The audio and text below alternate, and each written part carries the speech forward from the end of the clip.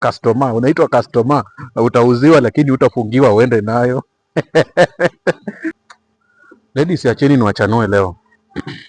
Unaona huyo msee wako anakuanga na budget kila mwezi, anakuanga na budget yenye anaendanga kununua kitu, na huwa ananunua kila end month ama ananunua once a week, lakini hiyo kitu hajaileta kwa nyumba.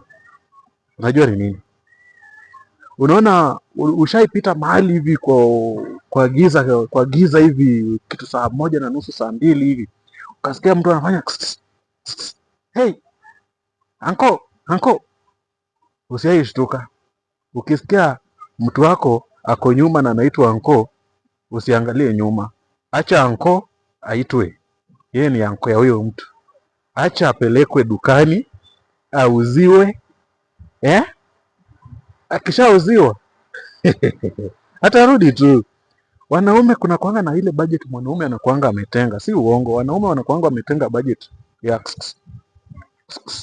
hauwezi kuwa kwa nini? Lazima mwanaume akuwe ametenga hiyo, ametenga pesa ya anko. Customer, unaitwa customer, utauziwa lakini utafungiwa uende nayo. Hai ladies, naye mlitucheza bwana.